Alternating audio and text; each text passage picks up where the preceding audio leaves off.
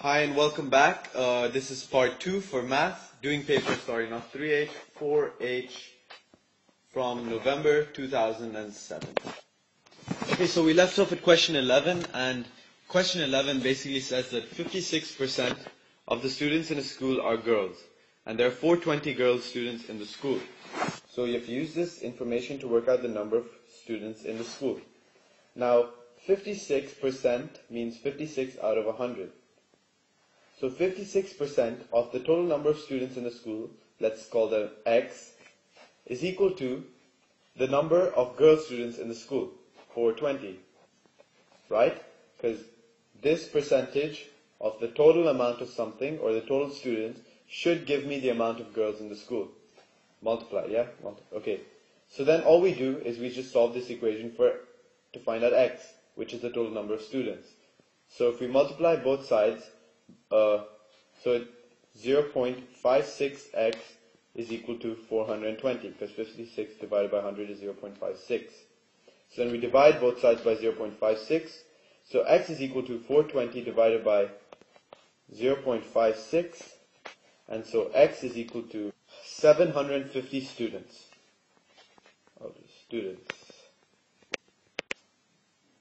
Okay, the next question, you're given a right angle triangle. You're being asked to find the length of AC. And it's a right angle triangle, and basically the AC is the hypotenuse of the triangle. So I'm hoping you remember Pythagoras Theorem. It's basically hypotenuse squared of a right angle triangle is equal to the other two sides added together, the squares of the other two sides added together. So it's a squared plus b squared. Okay, so in this case, AC is your hypotenuse. So we'll call that h, okay? So h squared is equal to a squared, we'll call 4.9a,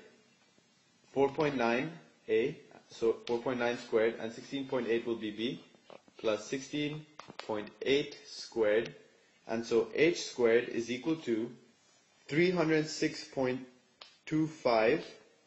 So if we square root both sides, we'll get a value for h, and so h is equal to square root of 306.25, which is 17.5 centimeters. Okay, so next question 13 is a bit tricky. It's just a case of reverse percentages. And this question just says that the distance Jamila drove in 2006 was 14% more than the distance she drove in 2005. And she drove 20,805 kilometers in 2006.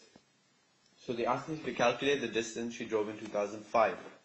Now first of all, we'll say the distance she drove in 2005, so distance in 2005 is equal to x. Let's just call it x, okay? Just for fun. Okay, now, this is a bit of the tricky part. So in 2006, the distance she drove was the total distance in 2005, correct? And added to that, she drove 14%, so 14% over 100, extra of the distance. So she drove the distance in 2005, and also she drove an extra 14% of that distance in 2005, and that total distance is the amount she drove in 2006, which is 20,805 kilometers, right? So now all we need to do is solve this equation to find the value of x and hence the distance traveled in 2005. It was a bit tricky, just look at it again. It's basically the distance she traveled, the distance traveled in 2006 is equal to the distance she traveled in 2005 plus 14% extra of the distance traveled in 2005. Okay, so let's solve this equation for x. So this is just basically x plus 0.14x is equal to 20,805. So 1.14x is equal to 20,805. So x is equal to 20,805 divided by 1.14, which is equal to 18,250 kilometers. So she traveled this much in 2005. Okay, 14a, really simple. They're asking you to simplify 2n times 3n. So all we do is we multiply the 2 and the 3 first of all. So we get 6. Then we multiply the n and the n. n times n gives you n squared. So that's it. Simple. This next question is also very easy. Again, asking you to simplify this. First of all, what you do is you divide 3, and xy cubed is actually 1xy cubed. So 3 divided by 1 gives you 3. Then we have x to the power of 4 and x. X is nothing but x to the power of 1. So remembering your exponent rules, when you have exponents with the same base being divided, you just subtract their powers. So it's x to the power of 4 minus 1. And then y to the power of 5 divided by y to the power of 3 is nothing but y to the power of 5 minus 3. So that makes it 3, x to the power of 3, y to the power of 2. Okay, before we do 14c, you got to look at the note. The note is basically when you have x to the power of n to the power of t, it becomes x to the power of nt, meaning the powers multiply together. So in this case, you have t to the power of 3, and that all to the power of 4. So all that happens is that these two powers get multiplied together. So you get t to the power of 3 times 4, which becomes t to the power of 12. Okay, 14d is a bit of a combination between two things. But first of all, I want you to look at this note on the side. It basically says that when you have x to the power of negative something, it's nothing but 1 over x to the power of whatever it was. Okay, so knowing this, let's do this question. So 2p to the negative 2, and that all to the power of negative 3. So first we'll do the 2 part. So this is nothing but 2 to the power of 1 to the power of negative 3. So it's nothing but 2 to the power of 1 times negative 3, which is nothing but 2 to the power of negative 3. Then we have p to the power of negative 2, we'll get that right, p to the power of negative 2 to the power of negative 3. So that becomes p to the power of negative 2 times negative 3. So all this becomes is 2 to the power of negative 3 times p to the power of 6. Now, p to the power of 6 stays as it is, right? 2 to the power of negative 3, if you look above, it's nothing but 1 over 2 to the power of 3, right? So this becomes p to the power of 6 over 2 to the power of 3, which is nothing but 8. And that's it. Okay, so question 15 has given you this two triangles, and basically they're on parallel lines, and basically they're similar triangles, meaning that angle E is equal to angle A, angle B is equal to angle D, and angle C and the angle at C are both equal. And now this is because of the fact of parallel lines, because if you extend this line, and you see that the parallel lines, you see that A and E are actually alternate angles, and the same with B and D, and C also. So, using the parallel line rule, you can see the similarities in the triangles. So what does that mean? So that means that the side opposite to this angle, the side opposite, so this side, should correspond to this angle. So that means that this side corresponds to this angle, right? And since they're similar triangles, that means all of their sides can correspond. The specific side related to the angle can correspond. So this side can correspond to this side. The same way this side can correspond to this side, and this side can correspond to this side. So it's because of this fact that we can actually use ratios to find the sides we want. So now we're going to do 15a. So basically they're asking us to find the length of BC. We'll call BC x. Okay? Now we can use ratios to determine the length of each side. So basically 15 centimeters can be compared to 10 centimeters. So 15 is to 10. And this is in terms of large triangle compared to small. So 15 can be compared to 10. So on the larger triangle, x, which is BC, can be compared to this angle because A is opposite and E is opposite, and A and E are the same. So x can be compared to 6.8. So that means that if we put this in algebraic form, 15 over 10 is equal to x over 6.8. So if we just solve this question, x becomes equal to 15 over 10 times 6.8. And so that means x is equal to 10.2 centimeters. So BC is 10.2 centimeters.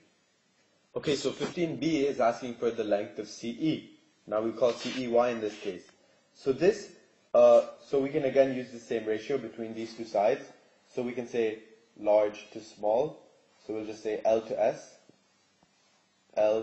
S, and we'll say 15 is to 10. And CE, which is the small side, we'll call it Y, is to, this CE can be compared to this side, 12.3, because of the angles again, they're opposite, see? And so then we put this into algebraic form, we get 15 over 10 is equal to 12.3 over y. So 1.5y is equal to 12.3. I'm just skipping through the algebra. Divide both sides by 1.5, so y becomes 12.3 divided by 1.5, which is 8.2. So CE is 8.2 centimeters. So question 15 says that the area of triangle ABC over the area of triangle CDE is equal to K. So the area of the big over the area of the small triangle is equal to K. Now since they are similar triangles, we can relate their lengths to their areas. So let's take these two lengths, so 15 and 10. So 15 over 10, let's say has a ratio, okay? Now if we were to convert this into area, all we would need to do is square the whole thing, because area is just like for example, length will be centimeters, whereas area will be centimeters squared. And this can only be done because they're similar shapes. So in this case, it'll be 1.5 squared, which is equal to 2.25. And make sure you have big over small, because that's what they said in the question itself. So yeah. Okay, so 16a has given us a cumulative frequency graph, and they're asking us in 16a1 to find the estimate for the number of countries which have an adult literacy rate of less than 40%. So first of all we do is we go to the adult literacy rate of 40%. We draw a line up to the graph. Then where it touches the graph, we go across. And as you can see, it hits the line and goes across, and it reaches a cumulative frequency of 15. And over here, at 0, the cumulative frequency is 0. So all we do is we do 15 minus 0, which gives us a cumulative frequency, an adult literacy rate of 15 people who have less than 40% literacy. Frequency, by the way, is nothing but the number of people or the number of anything. Okay, next question is to find more than 75% literacy. So this is 16A2. Okay, so more than 75%. First you go and you find 75% on your graph. And it's somewhere here. You draw a line up. Sorry, like my drawing won't be that good because I'm drawing on an iPad. You draw a line up and you go across again. And now you go to the top amount and you draw a line across from there, because that's the maximum it can reach. So more than 75, meaning from 75 and above. So you look at the frequency here, and you look at the frequency here, you subtract it, and you'll get your frequency of people who have more than 75%. Yeah, my drawing won't be good, but like just follow the graphs and follow the steps and you'll get it right. But these are what the numbers are supposed to be. At the top it's supposed to be 52, and at the bottom it's supposed to be 45. So all you do is you do 52 minus 45, which will give you a frequency of 7 people who have a literacy more than 75. So question 16b, you're being asked to find the mean adult literacy rate for these 52 countries. So first of all, to find the mean, you have to go to halfway in between the cumulative frequency. So in this case, the cumulative frequency reaches a maximum of 52. So you have to go to a frequency of 52 divided by 2, which is 26. So you go to a value of 26 on your graph, and then you basically just go down, and what you should get is a value of about 55% or something like that. My graph is not good, and again, I'm doing this on the iPad, But if you did it on a paper and used a ruler and everything, you'd get a value of 55% as a mean adult literacy rate. Okay, in 17a, you're being asked to find the highest common factor of 72 and 90.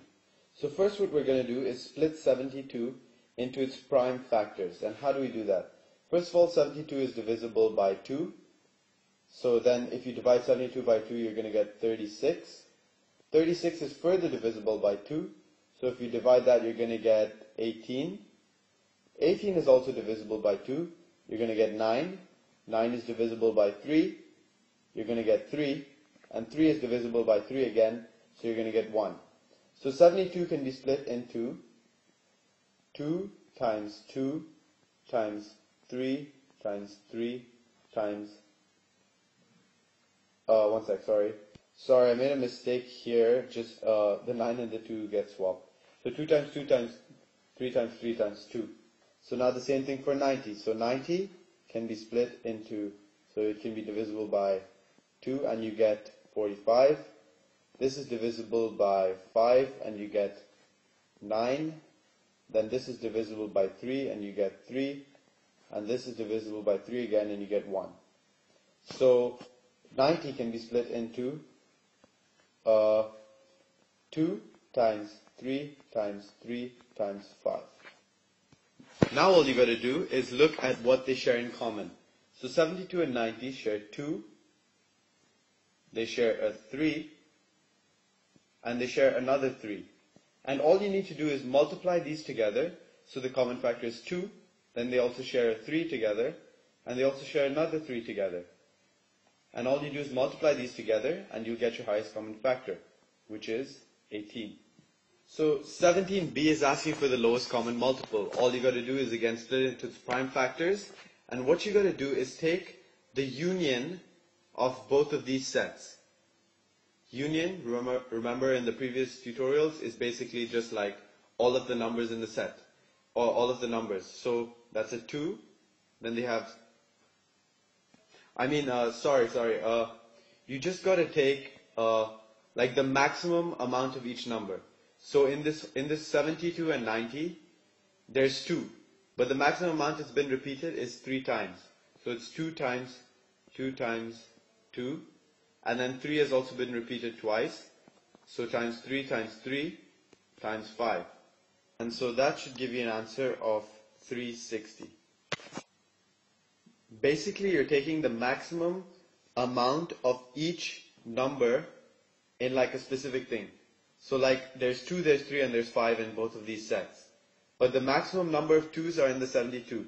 So you take 2 times 2 times 2. You take that whole thing. Then 3, both of the sets have 3 times 3 and 3 times 3. So you take either one of them. And then 5 is only in this, and it's present once only. But that's the maximum amount. So you times it by 5. Okay, 18a has given you an equation of a line. X plus 2y is equal to 6. Find the gradient of the line. Now, from your knowledge of y equals mx plus c, m is the gradient of the line. So all you got to do is rearrange this formula to make y the subject. So to do that, you subtract x on both sides, so you get 2y is equal to 6 minus x. Then you divide both sides by 2, so you get 6 minus x over 2. So 6 divides by 2 to get 3. So y gives 3 minus 1 over 2x. So the gradient in this case, now this is in the form y is equal to mx plus c. The gradient is m, and that is nothing but a negative half. 18b is asking for an equation of a line which is parallel to L. So parallel lines all have the same gradient. The only thing that's differing is the value of c, which is in this case it's 3. So all you have to do is change this value and write the exact same equation. So y is equal to 4 minus half x could be an equation. Y is equal to 5 minus half x could be a parallel line. They're all parallel, whatever you want. As long as the c is different and the gradient is the same, it's all right. Oh, but in this case, they want a line that passes through the point 0, 5, meaning its y-intercept is 5. So the c value, which is the y-intercept value, should be 5. So that means y is equal to 5 minus half x. So thank you for watching part 2.